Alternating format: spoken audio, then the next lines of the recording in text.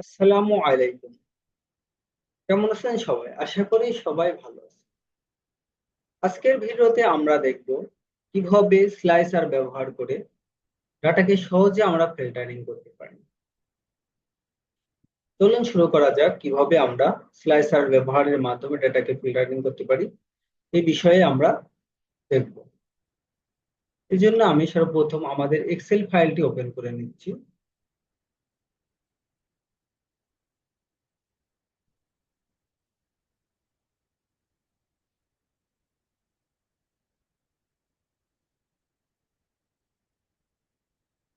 এখানে আমরা ডাটাকে যদি ফিল্টারিং করি, আমরা চাচ্ছি ডিপার্টমেন্ট ওয়াইজ ডাটা ফিল্টারিং করতে। এখানে ক্লিক করে আমরা যদি এইচআর ডিপার্টমেন্টের ইনফরমেশন দেখতে চাই, তাহলে এখানে শুধুমাত্র আমরা এইচআর ডিপার্টমেন্টকে সিলেক্ট করব, দেন ওকেতে ক্লিক করলে আমাদের শুধুমাত্র এইচআর ডিপার্টমেন্টের ডাটাকে ফিল্টার করতে পারবো এবং দেখা যাবে এইচআর ডিপার্টমেন্টের ডাটাটা আমাদের দেখা যাবে। কিন্তু এইভাবে যদি আমরা ফিল্টারিং করতে চাই তাহলে আমাদের একটু সময় লেগে যায়।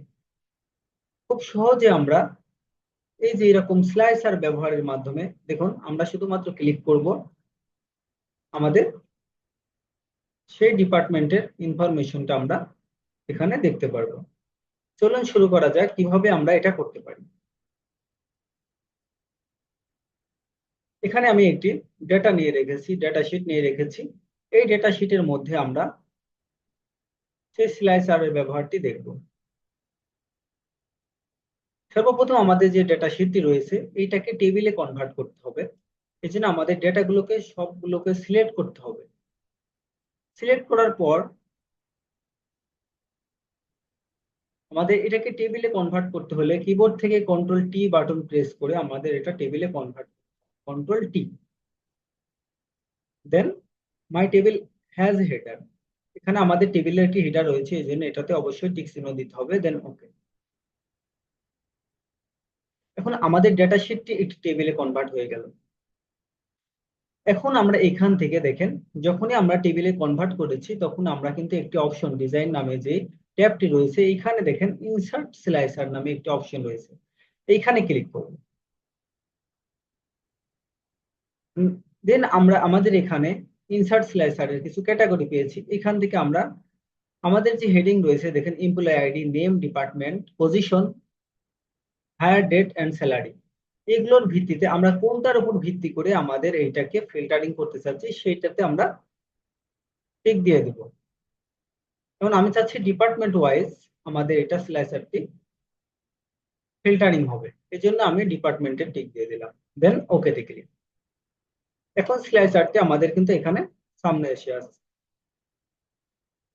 এখন দেখেন এইটা আমাদের একটি কলামে রয়েছে, নিচে নিচে রয়েছে। আমরা যদি এখানে ক্লিক করি এইচআর ডিপার্টমেন্ট, দেখুন এইচআর ডিপার্টমেন্টের ডাটা দেখতে পাচ্ছি। আইটি তে ক্লিক করলে আইটি ডিপার্টমেন্টের ডাটা দেখতে পাচ্ছি। মার্কেটিং এ ক্লিক করলে মার্কেটিং ডিপার্টমেন্টের ডাটা দেখতে পাচ্ছি। এইভাবে আমরা কিন্তু সহজে ফিল্টারিং এর কাজটি স্লাইসারের মাধ্যমে করতে পারবো। এখন দেখেন আমাদের যখন আমরা এই স্লাইসারের মধ্যে রয়েছি, স্লাইসারের বাইরে ক্লিক করছি, এখন দেখেন ওইটার মেনু কিন্তু আমাদের কাছে নেই। আমরা যখনই স্লাইসারের উপর ক্লিক করব তখন অপশন নামে একটা ট্যাব এখানে দেখা যাবে।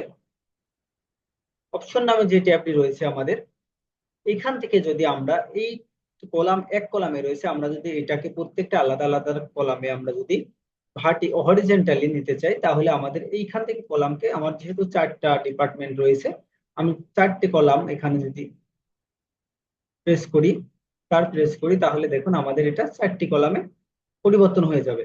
এভাবে আমরা এইটাকে স্লাইসারের যে অপশনটি রয়েছে এটাকে আমরা রিসাইজ করে আমাদের প্রয়োজন অনুযায়ী আমরা ঠিক করে নিতে পারবো। এবং স্লাইসারটি আমাদের যেখানে দরকার, এখন আমাদের ইচ্ছা অনুযায়ী এটাকে কিন্তু আমরা মুভমেন্ট করাতে পারবো। আমাদের ইচ্ছা অনুযায়ী আমাদের যেখানে ইচ্ছে আমরা এটাকে মুভমেন্ট করাতে পারবো।